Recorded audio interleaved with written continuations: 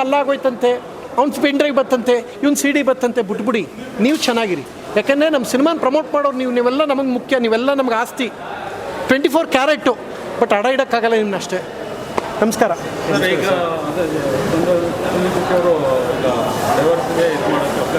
ನೀವು ಕೂಡ big boss ನಟರು. ಬಿಗ್ ಬಾಸ್ ನಟ ಅಲ್ಲ, ಬಿಗ್ ಬಾಸ್ ಸ್ಪರ್ಧಿ. ನಟ ಹೆಂಗಾಯ್ತಾನೆ ಬಿಗ್ ಬಾಸ್? ಹಂಗಾರೆ ಜನಕ್ಕೆ ನಾನು ನಟನೆ ಮಾಡಿ ಗೆದ್ದ. ಬಿಗ್ ಬಾಸ್ ಅಲ್ಲೂ ಕೂಡ ಇದ್ರಿ, ನಟ ಕೂಡ. ಜನಕ್ಕೆ ನಾನು ಮೋಸ ಮಾಡ್ದ, ನನ್ನ ಮುಖ ತೋರ್ಸಲ್ಲ, ನಾನು ಜನಕ್ಕೆ ಮೋಸ ಮಾಡೋದು. ನಂಗೆ ಇವೇನಂದ ಬಿಗ್ ಬಾಸ್ ನಟ ಅಂದ್ರೆ ಬಿಗ್ ಬಾಸ್ ನಟನೆ ಮಾಡಿ ಗೆದ್ದಿದ್ದೀನಿ.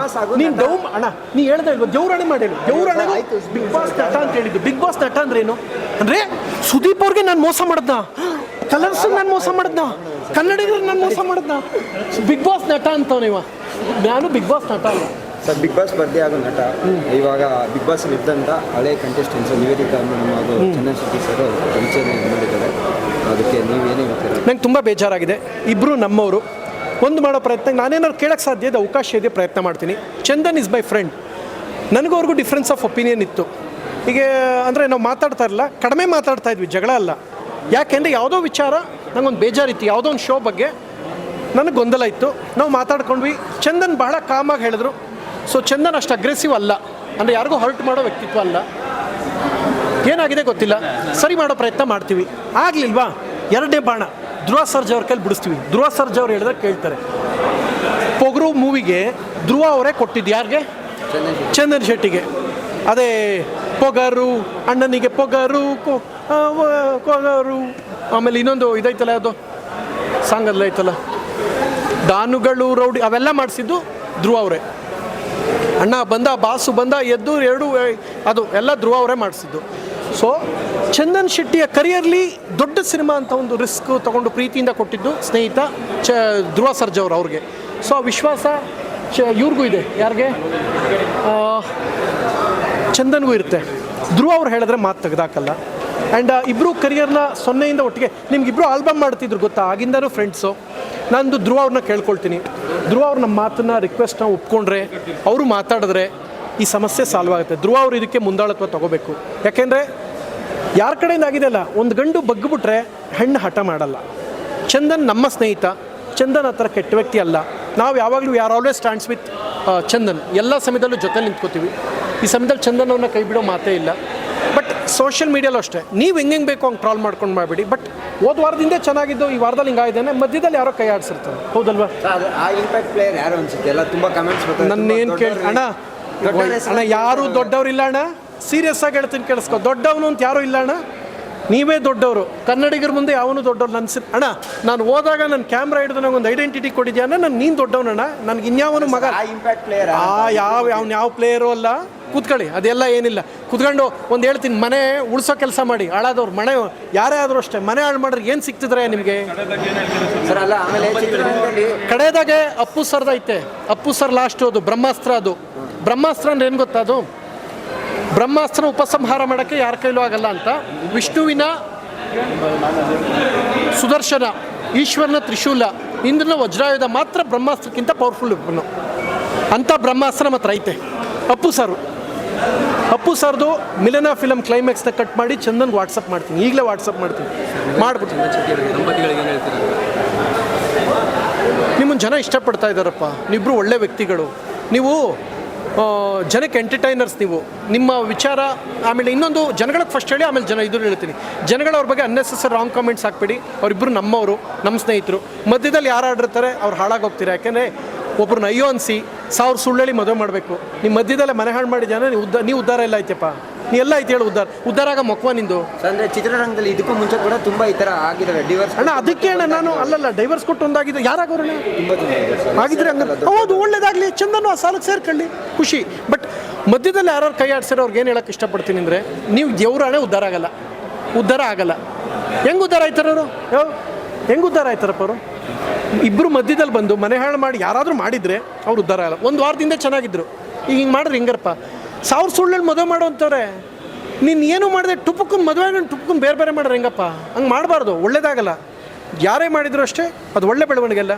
ಬದುಕು ಸುಂದರವಾದದ್ದು, ಚೆನ್ನಾಗಿ ಬದುಕಿ. ಆ್ಯಂಡ್ ಯಾರೂ ಆ ಥರ ಮಾಡೋಕ್ಕೆ ಸಾಧ್ಯ ಇಲ್ಲ. ಇತ್ತೀಚೆಗೆ ಫ್ಯಾಮಿಲಿಯಲ್ಲಿ ಕಲಹಗಳಾಗೋದು ಬಾಲಿವುಡಲ್ಲಿ ನಡೀತಿತ್ತು, ಇತ್ತೀಚೆಗೆ ಕನ್ನಡದಲ್ಲೂ ತುಂಬ ಜಾಸ್ತಿ ಆಗಿದೆ. ಎಲ್ಲಿ ಒಂದು ಇನ್ಯಾವುದು ಕಲಹ ಏನಾಗಿಲ್ಲ, ಅವರಿಬ್ಬರು ಪ್ರೀತಿಯಿಂದ ಬೇರೆ ಆಗಿರೋದು, ಇಬ್ಬರು ಕರಿಯರ್ ನೋಡ್ಕೋಬೇಕು ಅಂತ ಅವ್ರೇನು ನನಗಿರೋ ಮಾಹಿತಿ. ನಾನು ಚಂದನ್ ಹತ್ರ ಮಾತಾಡೋ ತನಕ ಏನೂ ಹೇಳೋಕ್ಕಲ್ಲ. ಈ ಸಮಯದಲ್ಲಿ ನಾನು ಹೇಳೋದೇನೆಂದರೆ, ನಾವು ಕೇಳ್ಕತ್ತೀವಿ, ಇಲ್ಲ ಧ್ರುವ ಸರ್ ಕೈಲಿ ಹೇಳಿಸ್ತೀವಿ, ಅದು ಯಾವುದೂ ಇಲ್ಲಾಂದ್ರೆ ಅಪ್ಪು ಸರ್ದು 3ನೇ ಬಾಣ ಯಾವ್ದು ಹೇಳಿ, ಸಾಂಗ್ ಕಟ್ ಮಾಡಿ ಇದು ಮಿಲನ ಫಿಲಮ್ ಕ್ಲೈಮ್ಯಾಕ್ಸ್ನ ಕಟ್ ಮಾಡಿ ಕಳಿಸಿ, ಅಲ್ಲೂ ಡೈವರ್ಸೇ ಆಗುತ್ತೆ.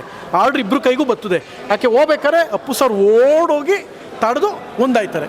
ಅಂಥದ್ದೆಲ್ಲ ಐತೆ ಅಂದಮೇಲೆ ನಾವು ಚಂದನ್ನ ಒಂದು ಮಾಡೇ ಮಾಡ್ತೀವಿ, ಪ್ರಯತ್ನ ಮಾಡ್ತೀವಿ. 3ನೇದು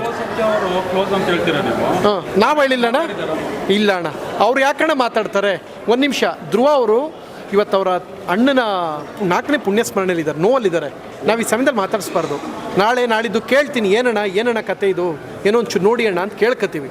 ಕೇಳಿದ್ರೆ ಧ್ರುವ ಅವರು ಇದಕ್ಕೆ ನಿಂತಾರೆ. ಧ್ರುವ ಅವ್ರದ್ದು ಹೆಂಗೆ ಗೊತ್ತಾ, ಬ್ರೋ ಅದೇನೋ ಮಾತಾಡೋಣ ಕರ್ಸಿ ಬ್ರೋ, ಅದೇನು ರೆಡಿ ಮಾಡಿ ಅವರು ಆ ಥರ. ಅವರು ನಿಮಗೆ ಗೊತ್ತಿಲ್ಲ, ತುಂಬ ಪ್ರಾಬ್ಲಮ್ಸ್ಗಳನ್ನ ಜಿಮ್ಮಲ್ಲಿ ಕೂತ್ಕೊಂಡು ಸೆಟ್ಲ್ಮೆಂಟ್ ಮಾಡಿಬಿಟ್ಟವ್ರೆ. ನಿಮ್ಗೆ ಇದು ಎಷ್ಟೋ ವಿಷಯ ಗೊತ್ತಿಲ್ಲ. ಜಿಮ್ಮಲ್ಲಿ ಕೂರಿಸ್ಕೊಂಡು ಅವನ ಕರ್ಸಿ ಬ್ರೋ, ಇಲ್ಲಿ ಯಾರೋ ಹುಡುಗರ್ದಾವ್ ಕರ್ಸಿ ಬ್ರೋ, ಇಬ್ಬರು ಕಡೆ ಮಾತಾಡಿಸಿ ಸಾಲ್ವ್ ಮಾಡಿದ್ದಾರೆ ಧ್ರುವ ಅವರು. ನಮ್ಗೆ ಇಂಥ ವಿಚಾರದಲ್ಲಿ ಧ್ರುವ ಅವ್ರ ಮೇಲೆ ನಂಬಿಕೆ ಇದೆ. ಧ್ರುವ ಅವರು ನೋಡೋಣ ಏನು ಡಿಸೈಡ್ ಮಾಡ್ತಾರೆ ಅಂತ. ಸರ್, ನೀವು ಹೇಳಿದ್ರಿ ಅವರಿಬ್ಬರು ಕರಿಯರ್ಗೋಸ್ಕರ ಒಂದು ನಿರ್ಧಾರ ತಗೊಂಡಿರ್ತಾರೆ ಅಂತ. ಇದಕ್ಕಿಂತಲೂ ಮುಂಚೆ ಅವರಿಬ್ಬರು ಎಷ್ಟೋ ಜನಕ್ಕೆ ರೋಲ್ ಮಾಡಲ್ ಆಗಿರ್ತಾರೆ. ಇಬ್ಬರು ಕೂಡ ದೊಡ್ಡ ಸೆಲೆಬ್ರಿಟೀಸ್ ಆಗಿದ್ದರಿಂದ ಅವ್ರನ್ನೇ ಇನ್ಸ್ಪೈರ್ ಆಗಿ ಲವ್ ಮಾಡಿದಂತೆ. ನಿಮಗೆ ಒಂದು ಶಾಕಿಂಗ್ ನ್ಯೂಸ್ ಹೇಳ, ನನ್ನ ವೈಫ್ಗೂ ನನಗೂ ಒಂದು 5-6 ವರ್ಷ 7-8 ವರ್ಷ ಡಿಫ್ರೆನ್ಸ್ ಇರಬೇಕು. 6-7 ವರ್ಷ ಗೊತ್ತಿಲ್ಲ ನನಗೆ. ಈಗಲೂ ನಾವು ಏನಂತ ಕರೆಯೋದು ಗೊತ್ತಾ, ಭಾನುವರೇ ಬನ್ನಿ ಅಂತ ಕರೆಯೋದು. ನಾನು ದೇವರಾಣೆ ಸತ್ಯ, ನಾನು ಇವತ್ತಿನವರೆಗೂ ಅವ್ನು ಹಂಗೆ ಕರೆಯೋದು, ಬನ್ನಿ ಹೋಗಿ ಅಂತಲೇ ಕರೆಯೋದು. ಯಾಕೆಂದರೆ ಆಕೆ ಆತ್ಮಗೌರವಕ್ಕೆ ಚ್ಯುತಿ ಆಗಬಾರ್ದು ಅಂತ. ನಾನು ರೇಗಿದ್ದೀನಿ, ಜಗಳ ಆಡಿದ್ದೀನಿ, ನಾನು ಏನು ಕಡಿಮೆ ಇಲ್ಲ. ಆದರೆ ಆಕೆ ಆತ್ಮಗೌರವಕ್ಕೆ ಚ್ಯುತಿ ಮಾಡಿಲ್ಲ. ನಾವು ಅದನ್ನು ಅರ್ಥ ಮಾಡ್ಕೋಬೇಕು. ಎರಡನೇದೇನು ಅಂದರೆ, ಈಗ ನೀವು ಹೇಳಿದ ಪ್ರಶ್ನೆ ನನಗೆ ಅರ್ಥ ಆಯಿತು. ಸೆಲೆಬ್ರಿಟೀಸ್ನ ಒಳ್ಳೊಳ್ಳೆ ಅವರು ನೀವು ಜನ ಆರೈಸಿದ್ದಕ್ಕೆ ಮಾಡಿದ್ದಾರೆ. ಮಧ್ಯೆ ಏನಾಗಿದೆ, ಅವ್ರಿಗೇನೋ ಒಂಚೂರು ಬೇಸರ ಆಗಿದೆ. ಈ ಕೂತ್ಕೊಂಡು ಸಾಲ್ವ್ ಮಾಡೋದಾಗಿರೋ ಇಬ್ಬರಿಗೂ ಆ ಮೆಚುರಿಟಿ ಇದೆ, ಕೂತ್ಕೊಂಡು ಮಾಡ್ತಾಯಿದ್ರು. ಏನೋ ದೊಡ್ಡದಾಗಿ ಆಗಿದೆ, ಯಾರೋ ಮಧ್ಯದಲ್ಲಿ ಕೈ ಆಡಿಸಿದ್ದಾರೆ ಅಂತ ನನ್ನ ನಂಬಿಕೆ. ಇಲ್ಲದೇ ಅಣ್ಣ ಹೋದ ವಾರದಿಂದ ಇಬ್ಬರು ರೀಲ್ಸ್ ಮಾಡೋರ್ತಾನೆ, ಈಗ ಹಿಂಗೆ ಆಗೈತೇನೆ ಯಾರು ಅಂತ ನಾನು ಯೋಚನೆ ಮಾಡ್ತಾ ಕೂತಿದ್ದೀನಿ. ನಂಗೆ ಗೊತ್ತಾಯ್ತಾ ಇಲ್ಲ. ಗೊತ್ತಾಗ್ಬಿಟ್ರೆ ನಾನು ಬಿಡಲ್ಲ, ನಾನು ಕೇಳ್ತೀನಿ. ನಾನು ಯಾರಿಗಣ್ಣ ಎದುರ್ಕತ್ತೀನಿ, 0ಇಂದ ಬಂದಿರೋದಣ್ಣ. ನಾಳೆ ಉಗು ದೋಡ್ಸರು ನಾನು ಊರಲ್ಲೋ ಕುರಿ ಮೇಯಿಸ್ತೀನಿ. ನಾನು ಏನೂ ಕಳ್ಕೊಳ್ಳೋದಿಲ್ಲ ಅಣ್ಣ.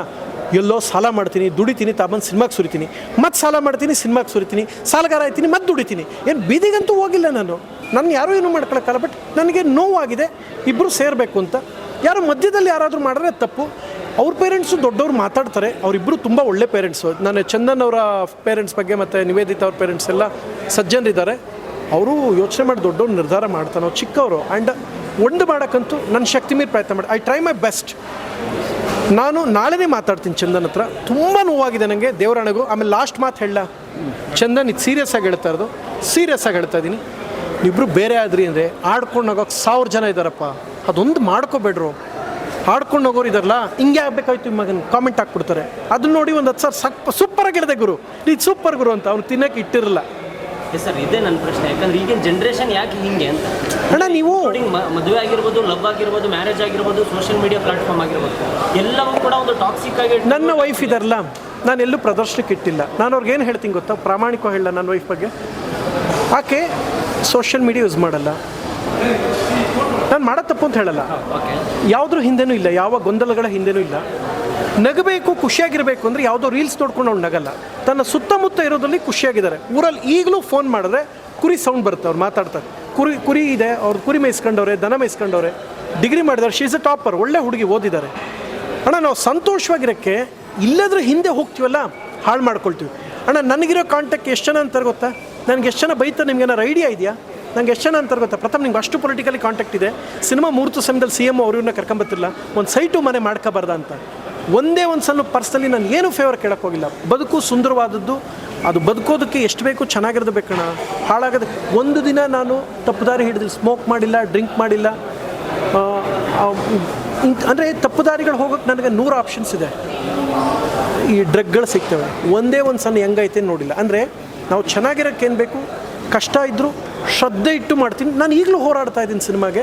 ನಾನು ಟ್ರೈ ಮಾಡ್ತೀನಿ. ಈ ನೆಪೋಟಿಸಮ್ ಇಂಡಸ್ಟ್ರಿಲಿ ಉಳ್ಕೊಳ್ಳೇಬೇಕು ಅಂತ ಮಾಡ್ತೀನಿ. ನಂದು ಇವತ್ತು ಹೋಯ್ತಾ ಮತ್ತೆ ಇನ್ಯಾರು ಹಿಡ್ಕೊಂಬಂದು ಸಾಲ ಮಾಡ್ತೀನಿ, ಫೈಟ್ ಮಾಡ್ತಾನೆ ಇರ್ತೀನಿ. ಬಟ್ ನಾನು ದಾರಿ ತಪ್ಪಿಲ್ಲ, ದಾರಿ ತಪ್ಪೋದು ಇಲ್ಲ. ನನ್ನ ಫ್ಯಾಮಿಲಿ ಚೆನ್ನಾಗಿದೆ ಆ್ಯಂಡ್ ನಾವು ಚೆನ್ನಾಗಿದ್ದೀವಿ, ಚೆನ್ನಾಗಿ ಬದುಕ್ತೀವಿ. ಆ್ಯಂಡ್ ನಾನು ಏನಕ್ಕೆ ಆಕೆಗೆ ಹೇಳಿದೆ ಅಂದರೆ, ನನ್ನ ವೈಫ್ ನಾನೇನು ಹೇಳ್ತೀನಿ ಅಂದರೆ, ನಾನು ಆಕೆಗೆ ಒಂದೇ ಮಾತು ಹೇಳಿದ್ದು, ನಿಮ್ಗೆ ಗೊತ್ತಿಲ್ಲ, ಅವರಿಬ್ಬರು ನಾನು ಆಕೆಗೆ ಒಂದೇ ಹೇಳಿದ್ದು, ನೀವು ನನ್ನ ಸಿನಿಮಾ ವಿಚಾರಕ್ಕೆ ತಲೆ ಹಾಕಬೇಡಿ. ನನ್ನ ಫೋನ್ ಫಸ್ಟಿಂದ ಬಂದಿದ್ದಕ್ಕೆ ಫಸ್ಟ್ ಓಪನ್ ಮಾಡೋಕ್ಕೆ ನೋಡಿರಿ, ಹೆಂಗಸ್ರದ್ದು ಅದೊಂದು ಬುದ್ಧಿ ಐತೆ. ನಾನು ಅಂದೆ ಗೂಗಲ್ ಪೇ ಅನ್ಇನ್ಸ್ಟಾಲ್ ಮಾಡಿಬಿಟ್ಟೆ, ಫೋನ್ಪೇ ಅನ್ಇನ್ಸ್ಟಾಲ್ ಮಾಡಿಬಿಟ್ಟೆ, ಟ್ವಿಟರ್ ಐತೆ, ಫೇಸ್ಬುಕ್ ಐತೆ, ವಾಟ್ಸಪ್ ಐತೆ, ಅದೇನು ನೋಡ್ಕೊಂಡು ಹೋಗ್ಬಿಟ್ಟೆ. ನಾನು ಸತ್ಯ ಇಲ್ಲ ಇರಪ್ಪ ಇಲ್ಲಿ ನಿಮಗೆ ಪ್ರೂವ್ ಮಾಡಿದ್ರೆ ಗೊತ್ತಾಯ್ತು ನಿಮಗೆ. ಏನಣ್ಣ ಇದು ಫೋನ್ ಅಲ್ವಾ? ಹಾಂ, ಏನಣ್ಣ ಒಂದು ಲಾಕ್ ಇಟ್ಟಿದ್ದೀನಣ್ಣ ನಾನು, ಅಂಥದ್ದು ಏನಿಲ್ಲ, ಯಾವ ವೀಡಿಯೋನೂ ನನ್ನ ತೋರಿಸಿಗಲ್ಲ, ಏನೂ ಹಾಕಿಲ್ಲ ಆಯಿತಾ. ಇನ್ನೂ ಒಂದು ಐತೆ ಫೋನ್, ಪ್ರೂವ್ ಮಾಡ್ತೀನಿ. ಇಲ್ಲೊಂದು ಫೋನು ಇರಿಲ್ಲ, ನನ್ನ ಫೋನಲ್ಲಿ ಲಾಕೇ ಇರೋಕ್ಕಿಲ್ಲ. ಇರಪ್ಪ ನೋಡಪ್ಪ ಇಲ್ಲಿ ಲಾಕೇ ಇಲ್ಲ ಫೋನ್ಗೆ. ಯಾಕೆ ಅಂದರೆ ನನಗಂಥ ಡೌಟೇ ಇಲ್ಲ, ನಾನಂಥದ್ದು ಏನೂ ಇಟ್ಟೇ ಇಲ್ಲ, ನಾನಂಥದ್ದು ಏನೂ ಮಾಡೋದೇ ಇಲ್ಲ. ನಾನೇನೋ ಒಂದು ಮೆಸೇಜ್ ಕಳ್ಸೋರು ಗ್ರೂಪಲ್ಲಿ ಫಾರ್ವರ್ಡ್ ಮಾಡಿ ಇಟ್ಬಿಡ್ತೀನಿ, ಅದು ಸಾಕು. ಮೊದಲೊಂದು 2 ದಿನ ಹಿಡ್ಕೊಂಡು ನೋಡ್ತಿದ್ರು ನನ್ನ ವೈಫು, ಯಾರಿಗೆ ಮೆಸೇಜ್ ಮಾಡ್ತಾರೆ, ಏನು ಮಾಡ್ತಾರೆ ಅಂತ. ನಂದೆ ತುಂಬ ಗುಟ್ಟಿಂದೇವೆ ಬಿಡಿ, ಇರೋದಲ್ಲೇ ಸಂತೋಷ ಇರ್ತೇನೆ, ಹುಡುಕೊಂಡೋಗಿ ಹಾಳು ಮಾಡ್ಕೋಬೇಡಿ ಅಂದೆ. ಅವತ್ತಿಂದ ಫೋನ್ ಮಾಡಿದೆ, ನೋಡದೆ ಬಿಟ್ಬಿಟ್ರು. ಅವ್ರ ಫೋನ್ ಹಂಗೆ ಬಿದ್ದೈತೆ, ಅವ್ರ ಫೋನಿಗೆ ಲಾಕ್ ಹಾಕೊಂಡವ್ರೆ ನನ್ನ ಹೆಂಡ್ತಿ, ನಾನು ಹಾಕೊಂಡಿಲ್ಲ. ಯಾಕೆಂದರೆ ನಾನು ಒಳ್ಳೆವ, ನಂಗೆ ಡೌಟೇ ಇಲ್ಲ, ನಾನು ಒಳ್ಳೆವ, ನಾನು ಇಂಥದ್ದು ಮಾಡಿಲ್ಲ. ಯಾಕೆ ಚೆನ್ನಾಗಿರೋದಕ್ಕೆ ಏನು ಬೇಕೋ ಮಾಡಿಟ್ಕೊಳ್ಳಿ. ಹಾಂ, ಆಮೇಲೆ ಹೇಳ್ದೆ ಹಿಂಗೆಲ್ಲ ಮಾಡಿದ್ರೆ ಚೆನ್ನಾಗಿರೋ ಕಾಲ ಅಂತ. ಆಮೇಲೆ 2 ಸಲ ಹೇಳ್ದೆ. ಆಮೇಲೆ 9 ಗಂಟೆ ಆದಮೇಲೆ ನಾನು ಸಿನಿಮಾ ಲೈಫನ್ನು ಮನೆಗೆ ತಗೊಬರಲ್ಲ, ಮನೆಗೆ ಊಟ ಮಾಡ್ಕೊಂಡು ಮನೆ ಕತ್ತೀನಿ. 9 ಗಂಟೆ ಬೆಳಗ್ಗೆ 8 ಗಂಟೆ 9 ಗಂಟೆಗೆ ಎದ್ದಾದ್ಮೇಲೆ ಸಿನಿಮಾ ಲಗೇಜ್ ಕ್ಯಾರಿ ಮಾಡ್ತೀನಿ. ಅಲ್ಲಿಗೆ ನೀ ತಲೆ ಹಾಕ್ಬೇಡ ಅಂತ ಹೇಳಿದ್ದೀನಿ. ಅವರು ತಲೆ ಹಾಕಲ್ಲ, ತಲೆ ಹಾಕಿದ್ರೆ ಸಂಸಾರ ಹಾಳಾಯ್ತೆ. ಹೆಂಗಸ್ರಿಗೆ ಫುಲ್ ಫ್ರೀಡಮ್ ಕೊಟ್ಬಿಡ್ಬೇಕು. ಆಮೇಲೆ ಅವರು ಅಷ್ಟೇ, ಗಂಡಸ್ರನ್ನ ಜಾಸ್ತಿ ಡೌಟ್ ಪಟ್ಕೊಂಡು ಇದು ಮಾಡಿದ್ರೆ ನಾನು ಇದು ಹೇಳ್ತಾರೆ ಕನ್ನಡಿಗರಿಗಪ್ಪ, ನಾನು ಯಾವ ಸೆಲೆಬ್ರಿಟಿ ಉದ್ದೇಶ ಹೇಳ್ತಾಯಿಲ್ಲ, ನೀವು ಬದುಕೋಕ್ಕೆ ಚೆನ್ನಾಗಿರೋದು ನೋಡಿ. ಕಲಾವಿದ್ರದ್ದು 1 ನಿಮಿಷ ಯಾವುದೋ ಬಾಲಿವುಡ್ ನಟಿ ನೋಡ್ತಾರೆ, ಅವಳು ಹಾಕೊಳ್ಳೋ ಬಟ್ಟೆ ನಾನು ಹಾಕಬೇಕು ಅಂತ ಹೇಳ್ತಾರೆ. ಕೇಳಿಸ್ಕೊಳ್ಳಿ, ಬಾಲಿವುಡ್ ಬಟ್ಟೆ ಹುಡುಗಿ ಬಟ್ಟೆ ನೋಡೋದು ನಾನು ಹಾಕಬೇಕು ಅಂತ ಓಡಾಡಿದಾಗ ಗಂಡಂಗೆ ಇದಾಯ್ತೆ. ನನ್ನ ಕನ್ನಡದ SS TV ಸಿನಿಮಾ ಜಗತ್ತಿನ ಕ್ಷಣ ಕ್ಷಣದ ಸುದ್ದಿಯೊಂದಿಗೆ.